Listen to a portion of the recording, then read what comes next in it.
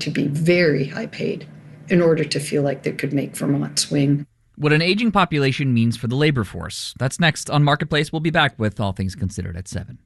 WNYC support comes from Peacock, presenting SNL 50, the Homecoming Concert, a Peacock live event featuring performances and sketches showcasing the show's 50-year musical impact. SNL 50, the Homecoming Concert, is streaming on February 14th live from Radio City Music Hall on Peacock. WNYC, independent journalism in the public interest. 93.9 FM and AM 820. NPR News and the New York Conversation.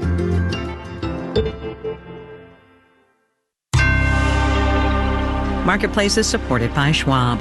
Schwab offers investors choices like full-service wealth management, self-directed investing options, and trading on Thinkorswim. More at schwab.com. How many ways do you suppose can Jay Powell say nothing? From American Public Media, this is Marketplace.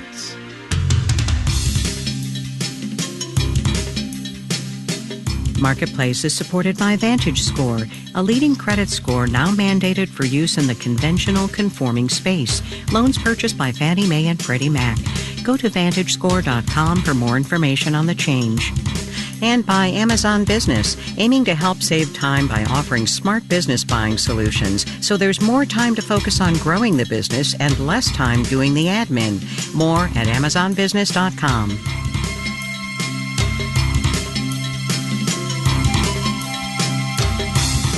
In Los Angeles, I'm Kai Risdell. It is Tuesday today, the 11th of February. Good as always to have you along, everybody.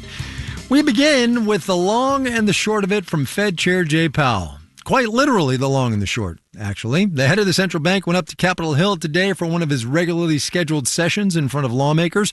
The Senate today, the House tomorrow.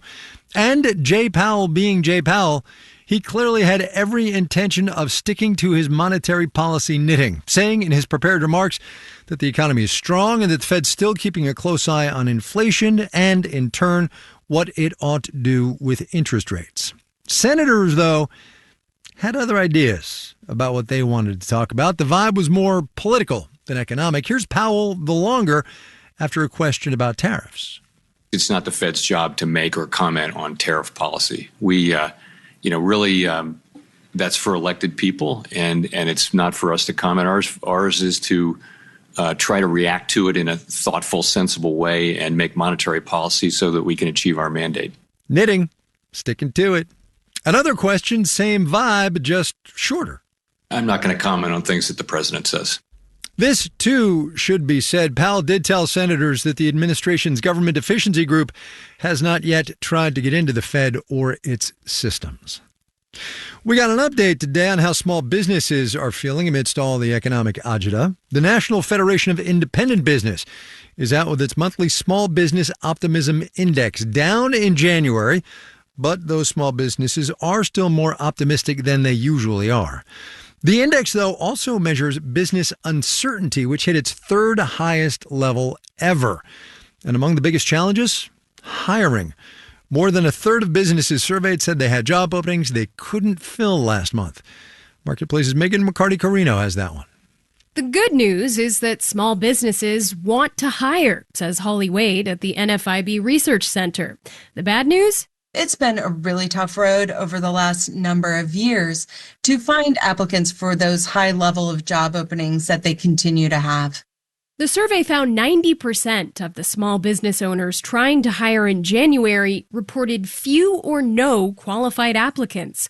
Federal data show the ratio of open jobs to unemployed workers has been around 1-to-1 in recent months, but several industries, like construction, are struggling with a shortage of skilled labor. You don't even get people to apply anymore. I've pretty much given up. Bruce Jovog owns Norse Construction in St. Louis, Missouri. His crew of 3 to 4 guys do mostly kitchen and bathroom remodels, room additions, and basement finishes. But if you're dreaming of updated cabinets, you'll have to be patient. His wait list is about 4 months long. I would love to be able to run a much shorter wait time, but I just simply can't. He says finding specialized workers like carpenters is basically a lost cause, so he turns to subcontractors. I just had an interview recently with a gentleman, but his demands were just astronomical. Health insurance and vacation right away and all this stuff. I can't afford that. There's been a labor shortage in the skilled trades for years, but it's particularly tough for small firms, says Nick Tremper, senior economist at payroll platform Gusto. Small businesses have to compete with the big guys on labor costs. And a lot of times they can't do that. And questions about tariffs and immigration policies are making it even harder to plan for the future. I'm Megan McCarty-Carino for Marketplace. Speaking of which, planning for the future, Wall Street today, traders were of mixed minds. We'll have the details when we do the numbers.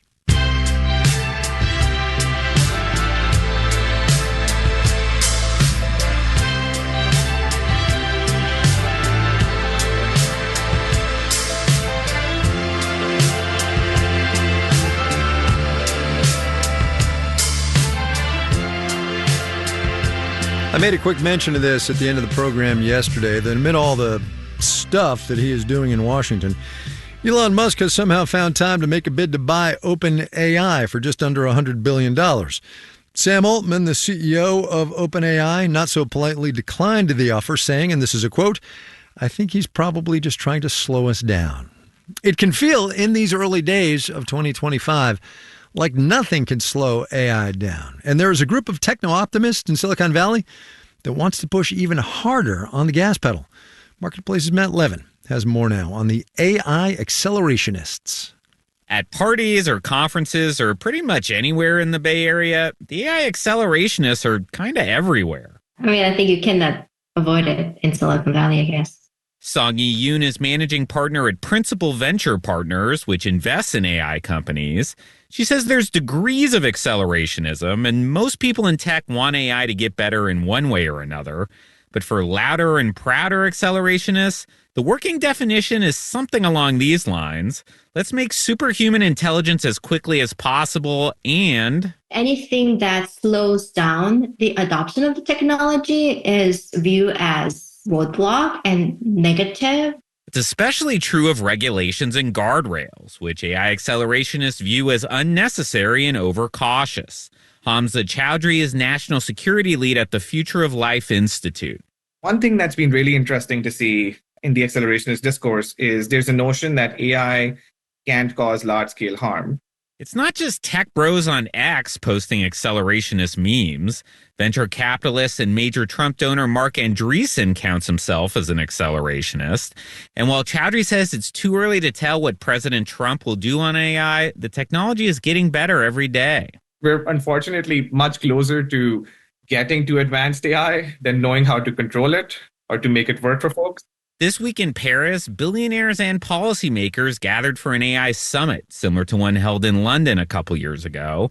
Although Chowdhury noticed one important difference in the conference declaration. The complete absence of any language on large-scale risks from AI systems. Chowdhury says that's not necessarily a sign of accelerationist winning, but things are shifting. I'm Matt Levin for Marketplace.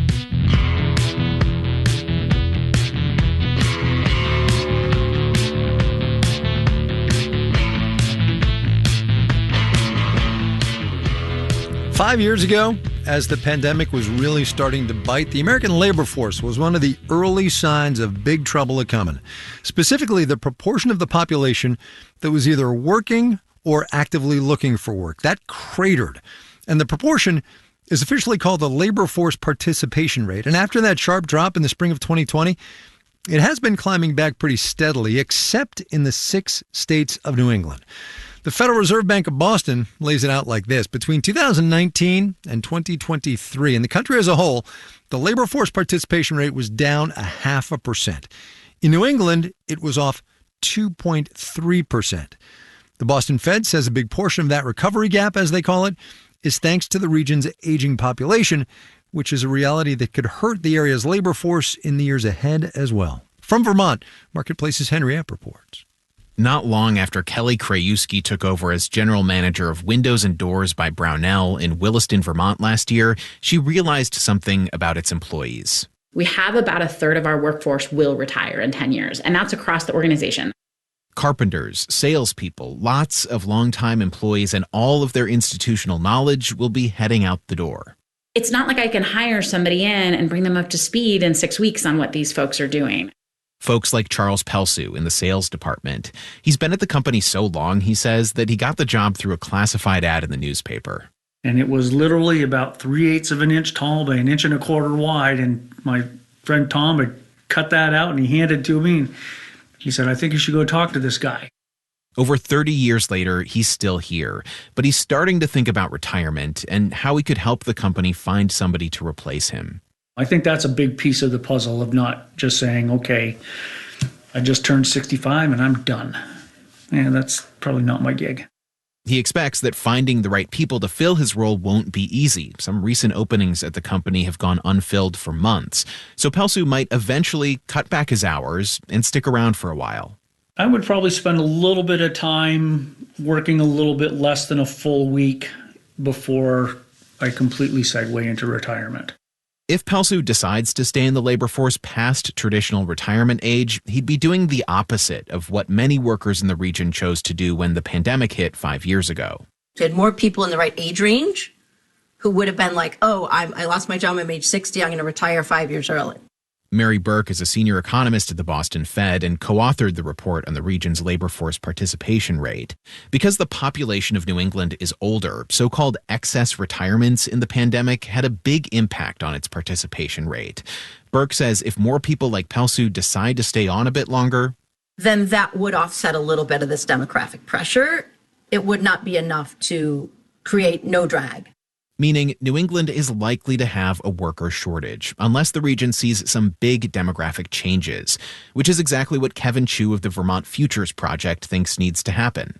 Specifically, we set a goal to grow Vermont's population to 802,000 by 2035. It's currently at about 648,000.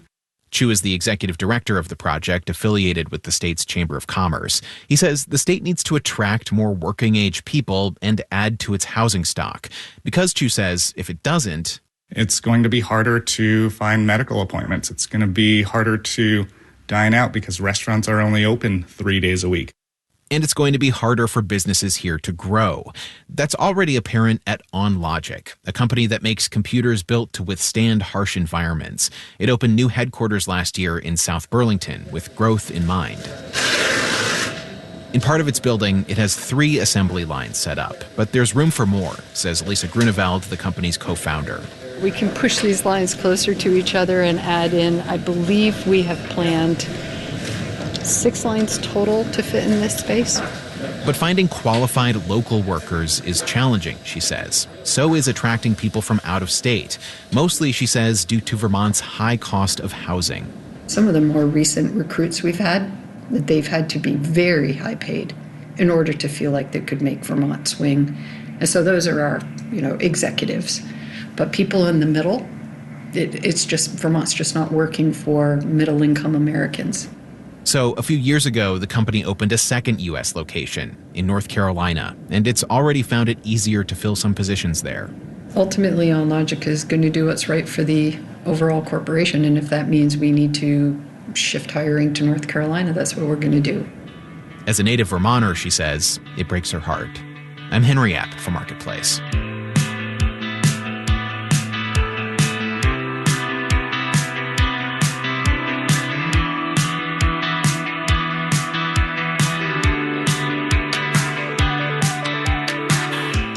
At the peak, 90 some odd years ago, there were 6.8 million farms in this country. Today, just under 2. Fewer but far bigger farms growing more grains and more produce and more meat. Kenny Torello wrote about the rise of the mega factory farm for Vox the other day. Kenny, thanks for coming on. Thanks for having me. We all know the phrase, I think, factory farms, but mega factory farms was a new one for me. Give me a sense of scale here, would you? Yeah, so a sense of scale is 7.5 million egg-laying hens at one farm in Malcolm, Iowa. That is 90 times larger than what the U.S. Environmental Protection Agency considers a large egg farm.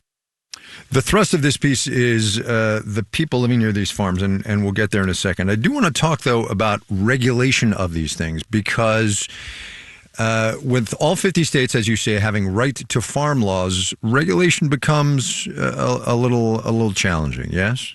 That's right. Yeah. The agricultural industry kind of benefits from something called agricultural exceptionalism, where they've been carved out of a lot of key laws. So just as an example, the EPA enforces the Clean Air Act, and yet the agricultural industry is generally exempt. And when it comes to the Clean Water Act, only about 1/3 of large animal farms have to get clean water permits. So the laws that we should have in place to prevent agricultural pollution just aren't doing the trick. Let's get then to the air and the water part of this. You spend a good amount of time, I gather, meandering around sort of the Midwest and the upper Midwest near some of these farms. First of all, you get close to one. Give me a sense of what it smells like. It's overwhelming, especially on days when they're moving the manure.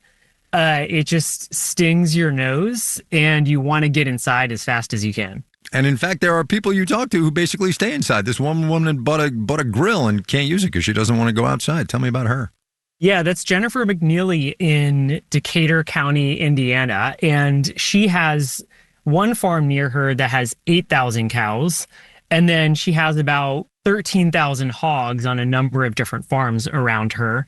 And for her, the stench is just overwhelming. When she gets home from work, she many days has to cover her nose with her t-shirt or with a scarf and run indoors. She even has to take the long way to work because she doesn't want to drive by these factory farms and get a whiff of them. She and others call and complain, and yet it doesn't seem that they get much traction. How come? From really the local to the state to the federal level, regulators have really dropped the ball, whether it's at public health authorities or environmental regulators or departments of agriculture. And that's not across the board. There are some exceptions. There are some states that are trying to do better on this. But generally, the problem is one that the industry is exempt from a lot of key environmental regulation laws. So regulators' hands are tied. But the other problem is that policymakers have really enabled kind of the growth of these mega factory farms by not putting safeguards in place to protect people from this pollution. The ag industry has put an incredible amount of money into getting ag-friendly candidates elected. And as a result, that means that people who live near these factory farms and suffer from the pollution, the air and water pollution, they don't really have a lot of people standing up for them. Yeah. One is obliged to point out here that we American food eaters, we like our eggs, we like our chicken, we like our pork, and we like our beef, yeah?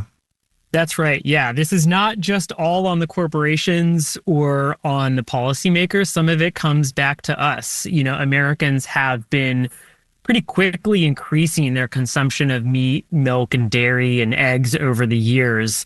And that has helped give way to these mega factory farms in order to meet the demand.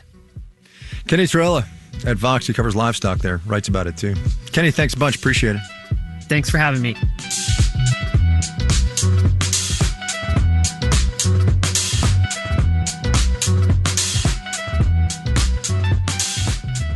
Coming up.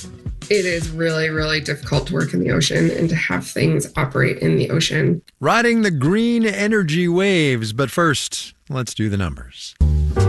Dow Industrials up 123 points today, 0.3%, closed to 44,593. The Nasdaq dipped 70 points, 1/3%, 19,643. The S&P 500 inched up 2 points, less than 1/10%, 6,068. Gold hit another record high in the past 24 hours. The OG Safe Haven asset topped $2,950 an ounce at its peak. Bonds fell, yield on the 10-year T-note, also another Safe Haven asset, by the way, rose to 4.54%. You're listening to Marketplace. The Numbers is supported by Odoo.com, your entire business on one platform. Marketplace is supported by Baird. Employee-owned and independent, Baird offers global financial advice focused solely on clients' needs, while consistently reinvesting in the expertise and capabilities to serve those needs. More information at BairdDifference.com. And by Palo Alto Networks. Palo Alto Networks delivers comprehensive cybersecurity protection while automating cyber defense to stop threats so organizations can thrive. Learn more at paloaltonetworks.com. And by ADP Research, committed to making the world of work more productive through data-driven discovery. Insights at work for the future of work. Learn more at adpresearch.com.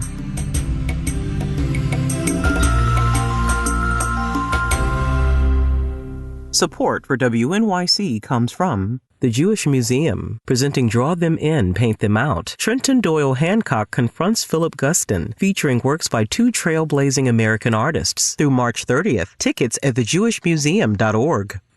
On the next Brian Lehrer Show, we'll launch our annual interview series with the filmmakers behind all of the Oscar-nominated documentaries. First, it's the director of the film Black Box Diaries, who tells her own story of sexual assault against a well-known Japanese journalist. Plus, WNYC's lead Eric Adams reporter, Liz Kim. The Brian Lehrer Show, weekdays at 10 a.m. on WNYC.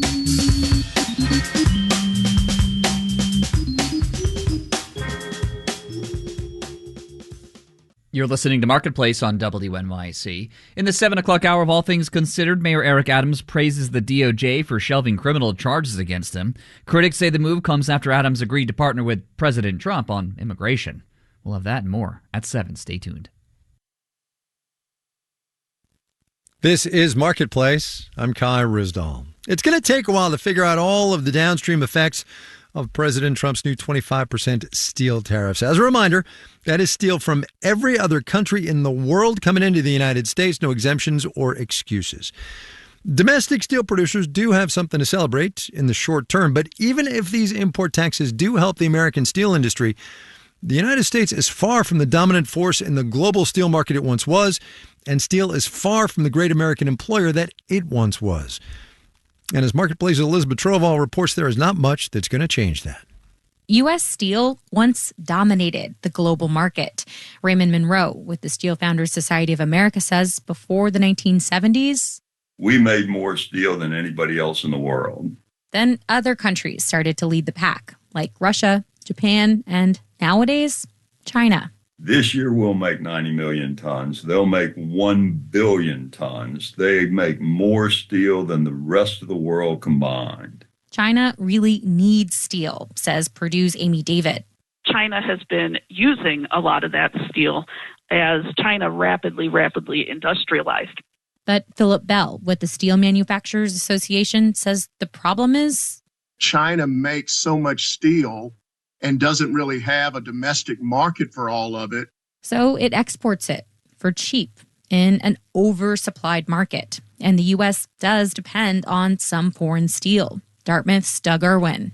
The import market share was about 25%. Most of it comes from political allies like Canada, Germany, Japan, Korea, who were not going to cut us off from steel if there was a national emergency. The U.S. was still the fourth biggest producer globally in 2023, according to the World Steel Association. It's just production hasn't grown much, and U.S. steel employment has shrunk significantly, which Tom Prussia with Rutgers attributes to technology. Yes, there's a lot fewer workers. Is that because of imports, or is that because they've gotten way better at producing steel? I think it's the latter. Prussia says American steel just takes a lot fewer people to make than it used to, which helps it stay competitive. I'm Elizabeth Troval for Marketplace.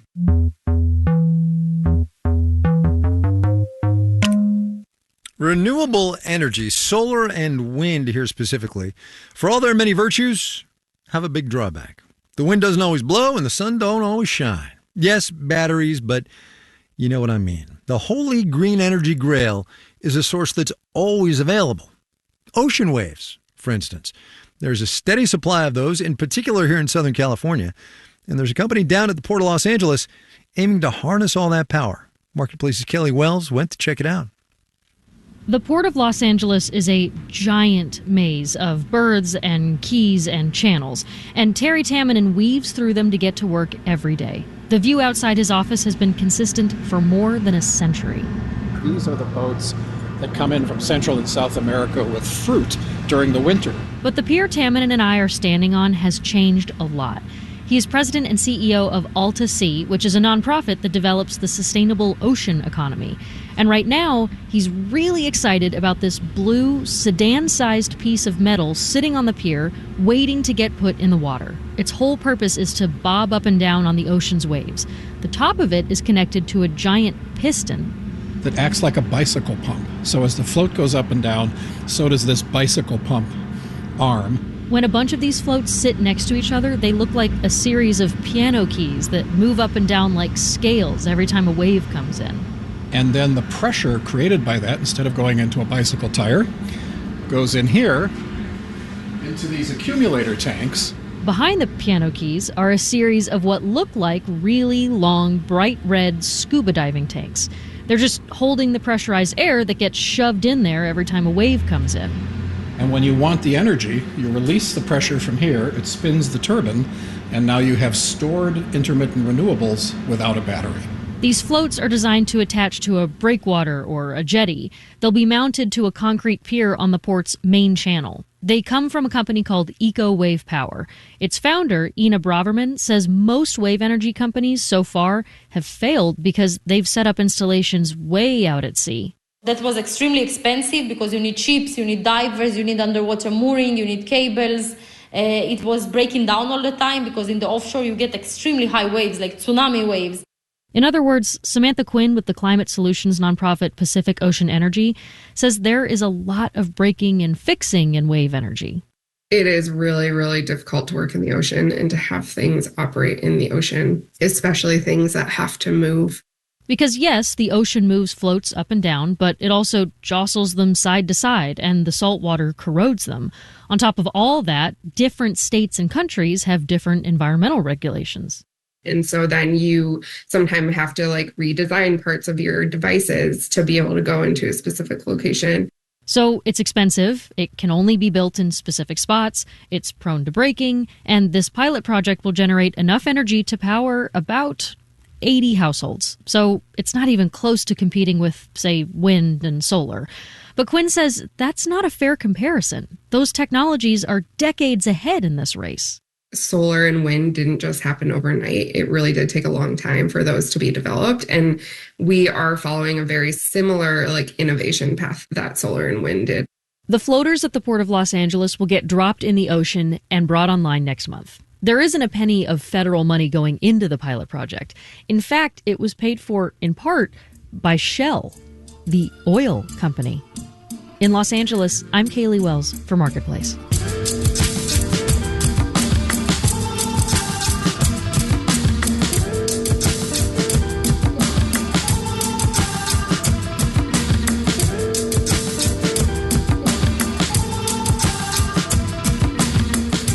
Marketplace is supported by Rubrik. From data centers to the cloud, Rubrik is dedicated to helping businesses become cyber resilient before, during, and after a breach. Secure your data, minimize downtime, get back to business fast. More at Rubrik.com. And by Viking, dedicated to bringing travelers to the heart of each destination with small ship, river, ocean, and expedition voyages, offering cultural enrichment and immersive experiences. Discover more at Viking.com. This final note on the way out today, economists call it the substitution effect. Companies call it got to keep our margins up. This item today from the Coca-Cola Company on its earnings call this morning. If one package suffers some increase in input costs, CEO James Quincy said, we continue to have other packaging offerings. For example, he went on, if aluminum cans become more expensive, we can put more emphasis on PET bottles. That is plastic. FYI, tariffs, of course, were the subject at hand. Companies are thinking about it. Our digital and on-demand team includes Carrie Barber, Jordan Manji, Dylan Mietinen, Janet Wynn, Olga Oxman, Ellen Rolfes, Virginia K. Smith, and Tony Wagner. Francesca Levy is the Executive Director of Digital and On Demand. And I'm Kai Risdall. We will see you tomorrow, everybody.